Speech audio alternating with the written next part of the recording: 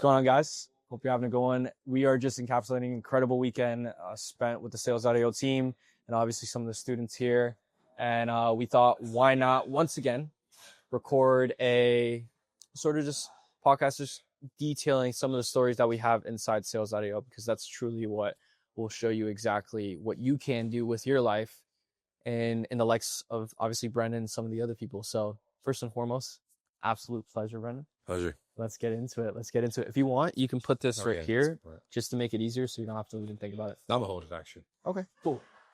Fair enough, brother. So let's dive into it, man. And it'll pick it up. Like, it's not gonna pick up their stuff. So let's talk about the life, right?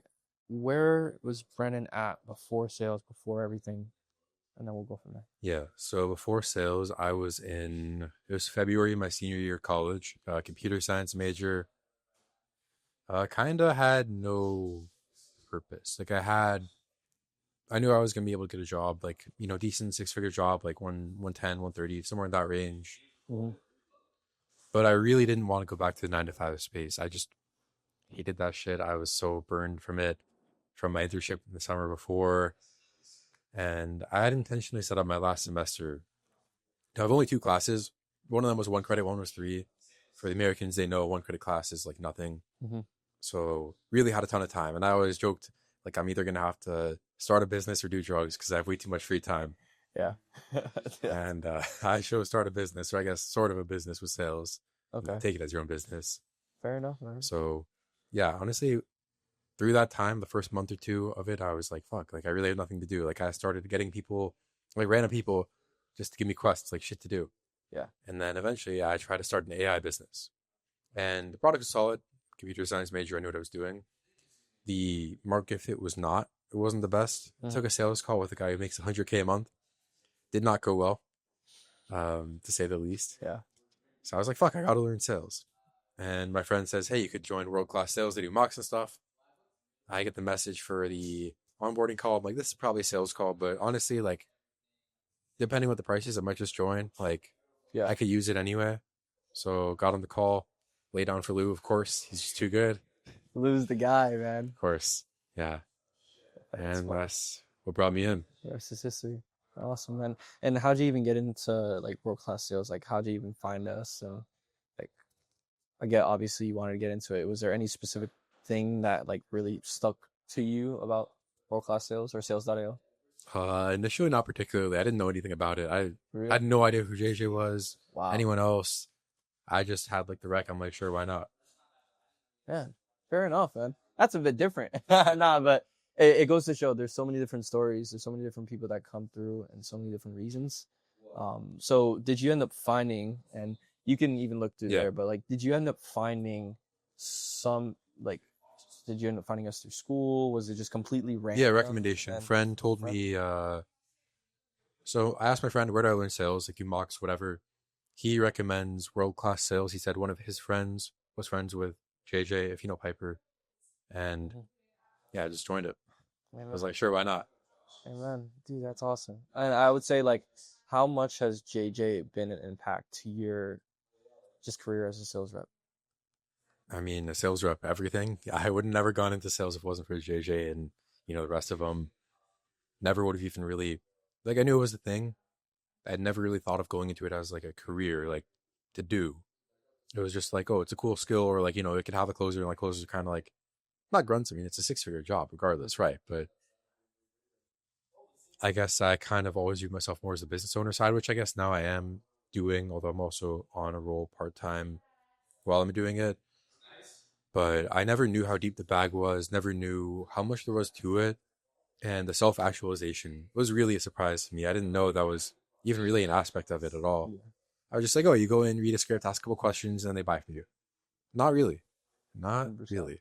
And what is the biggest thing that you learned, especially from the coaches, from them? Because at the end of the day, like, I've talked to a bunch of different people that have a lot of different reasons. What would you say is your reason? My reason? Yeah. Like, in terms of like the difference from learning from those coaches, like, what did you pick up outside of obviously just like doing the sales and stuff like that? Like, what was the other thing?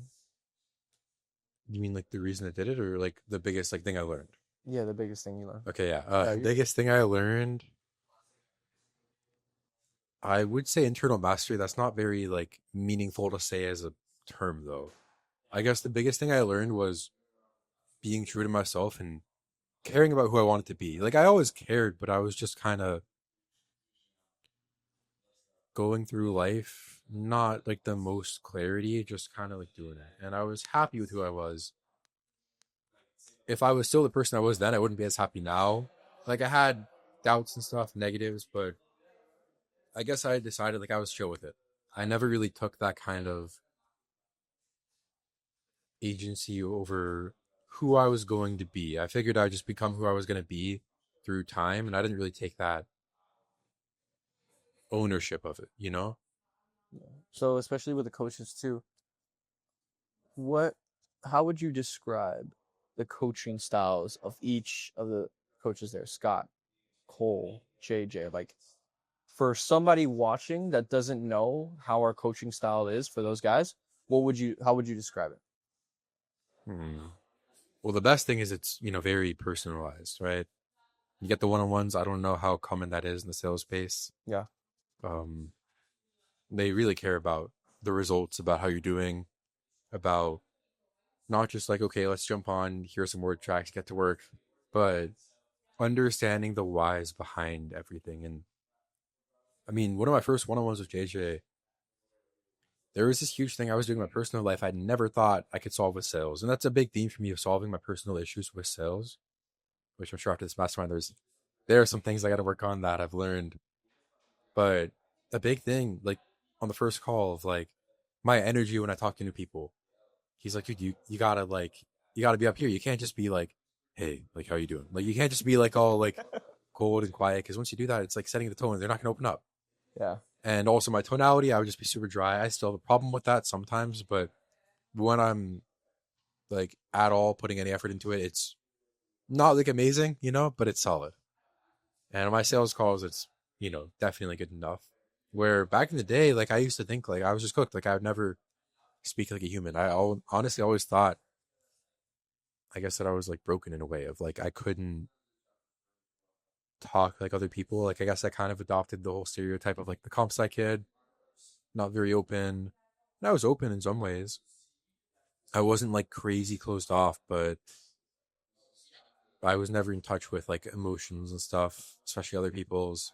Whereas now that's a big unlock with sales. And this is a little bit of a tangent, but it's still relevant. Maybe you can mix it up from the answer to the other question. Oh, But to answer more of the coaching styles, yeah, like very direct, very one on one. yeah. JJ, for one, is very focused on the who you are rather than the what you're doing. Scott, very focused on like the way you address stuff and like the way you, I guess to describe it in pace energies. I don't know if that would help that much. Scott would be like the A energy, right? Yeah. Where it's like, why did you do this a certain way? Like focus more on the actions. You're just more on like the why did you show up that way? Mm-hmm. Then Cole is more of the voodoo, the psychology, the Mm-hmm. like you can learn a lot in 30 minutes with Cole. Yeah. Like a lot of stuff that you'd never think would be related to sales at all. And then it's like it blends into your personal life and it's just like, wow, how the fuck did I not know this? Like it's so powerful. And then, for example, NLP, like I learned one piece of NLP and I see it everywhere. I'm like, holy shit. Yeah. Exactly. And we just had the mastermind right behind us. And it's something I've asked, especially some of the other people, because they have a lot of different perspectives. But that mastermind you just experienced, I've been to a lot of them, and I'm gonna be honest, this was completely different. But how would you describe like your experience with this mastermind that we just went across? I mean, I never been to a mastermind, my first one, right? So kind of can't compare it, but it was really great. I mean, it was cool, first of all, just like meeting everyone, like, whoa, they're not just a floating head. They actually have, Screen. yeah, they have a body to have like the back of their head too. Like you never see that in a Zoom call. You can see how people are in person, like interact like on a deeper level, like make real connections where you can over Zoom, but it's not the same. But not just on like the level of, oh, meeting people in person, but the mastermind itself. I didn't expect it to be conducted the way it was. I guess I didn't know what I expected because my expectation was more of like tactical sales stuff, which wouldn't really make sense because it'd be the same shit they do over the calls. Yeah. But what we did, I don't know if it's like a secret thing, if it'll go online or anything. So I won't like say what it was, but it helped a lot. It really made me think a lot about myself, a lot of like thinking about who I was, thinking about how I see myself, the world, other people, and just had my, 1-on-3 grilling session. I'm not going to call it that. Yeah. My 1-on-3, like a meeting with, Cole, JJ, and Scott. And Yeah. I learned a lot, honestly. Like, I don't even think that was like 10 minutes before this. Not even. I don't even think I'd be talking like this if I hadn't just had that. It was a big unlock, honestly. Well, it's awesome though, right? The fact that you're able to be around the right people and know that they're able to more or less not like adjust you, but like put you in the better perspective that you want ultimately. We all want to get better. Yeah. And it's that feeling that you have those three people and they're literally doing these one-on-ones with all the students that are here. And that's what's so special about it. It's like the actual human connection that I've seen. So um, no, that's awesome, man. I would say for everyone watching, right, you got out of a potential chance of just being in corporate, like being in the corporate world, stuff like that. For somebody that probably is in that position and like they're dancing between like doing something online or not, what would you tell them? Because you basically took that jump fully to get into online. The nice thing for me was I was in a privileged position beforehand. I had already dipped my toes in being fully online. My internship, I was remote 2 of the 3 days a week, sometimes three, four if I wanted to. Sometimes you didn't even have to work on Fridays. It was software.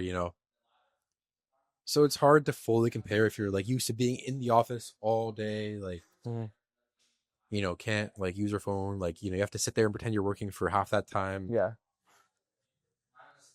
It's a hard comparison to make. And the truth is, it's a hard transition too. You can't really just come in, go start sales and make, however much money. For a lot of people, that's 10K, maybe even 5K for some people, maybe one, if you're in some countries, maybe even not 1,000. But you can't always make that transition immediately, not fully. What you can do is you can start. If you don't make any progress, you're not going anywhere. yeah, And there's always the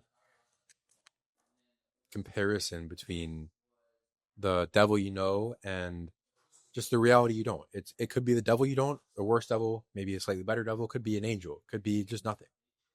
It's kind of like Pascal's wager of like, well, if you choose to believe in God, if he's real, you go to heaven. If he's not, nothing happens. If you don't, then if he's real, you go to hell. If he's not, then nothing happens, right? it's like if you believe you can't, you're right.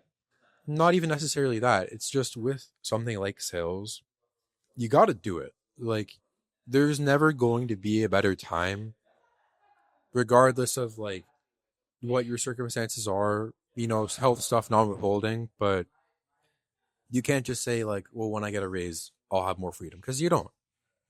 And for me, I didn't have a ton of money in the bank. I had more than many people would in that position as a college senior, but a ton in the bank when I started sales. I mean, I know people who came in, went negative, went down to $5 to bank account. People came in and had hundreds of thousands left. Everyone's got a different story. The truth is, what it's about is making the steps. Amen. Because if you start and you fail, at least you learn something. At least you had the experience of knowing you have the conviction in yourself that you could succeed. Because if you don't start, you get to tell yourself that there are a bunch of reasons you'd fail or that it wouldn't work out. Taking the ownership and being like, no, I got to do it.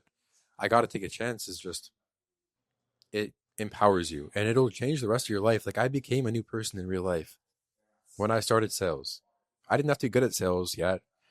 It wasn't, I was so persuasive and convincing everyone to do a bunch of stuff for me. It was just the way I perceived myself has changed so much. And there are always ups and downs. Obviously, you're never going to be perfect, especially sales is a streaky game. Some people come in too, they'll make 10K their first month. Some people come in and make nothing their first month.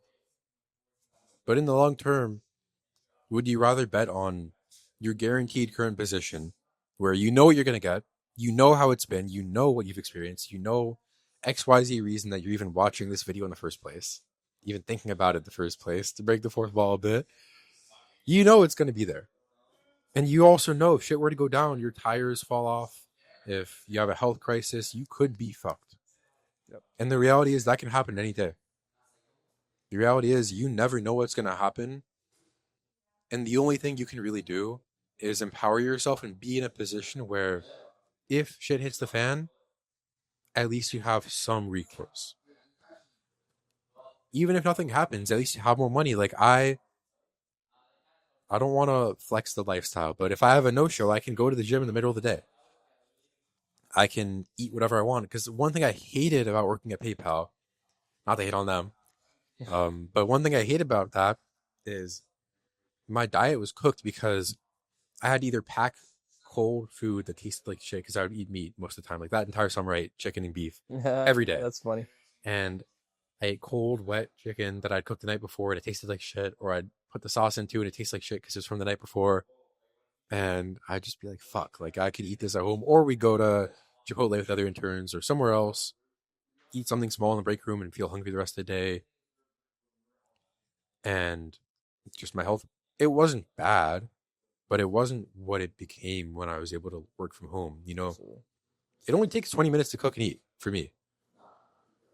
But if you don't have 20 minutes in the middle of the day, or if you have to, maybe you get an hour off, but you got to drive home, cook, drive back, and you've already spent 45 minutes, and it's like, now I'm fucking hurrying.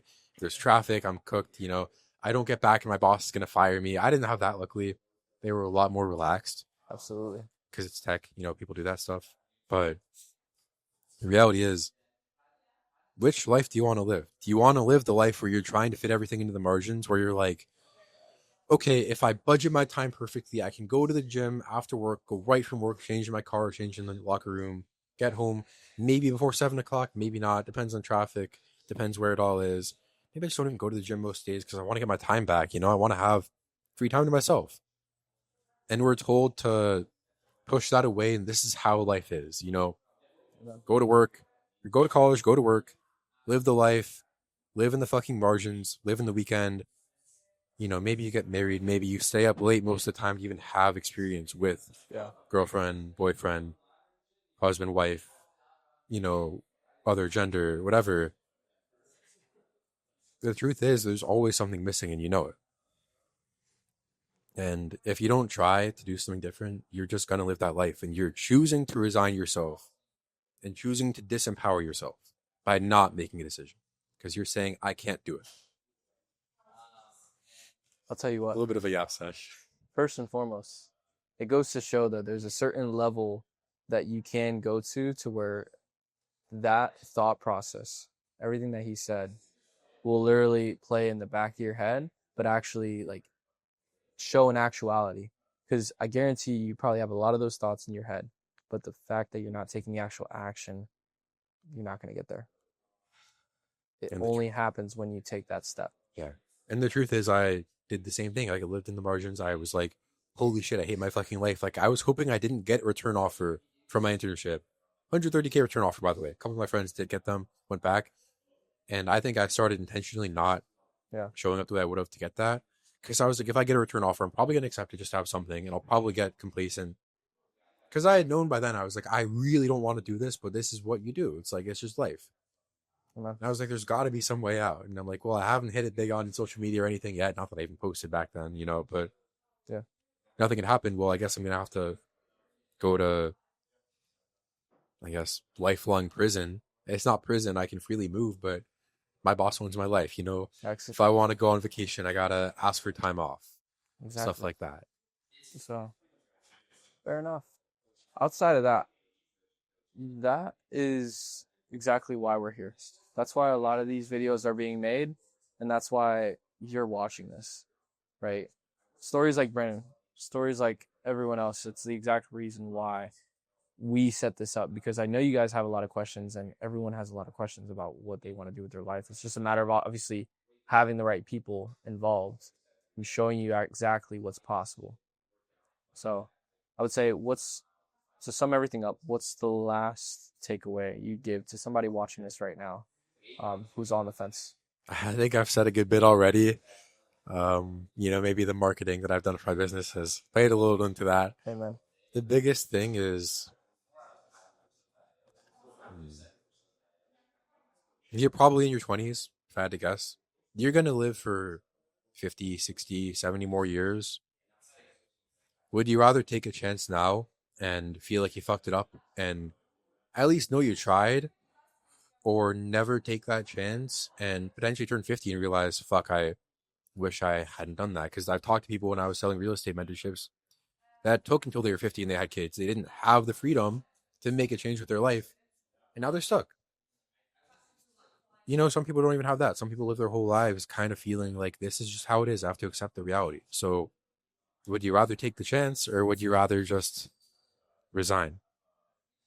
Sounds like the right question. Brendan, absolute pleasure. Pleasure. If you guys have any questions or anything, or if you guys want to learn a little more, you can book a call below.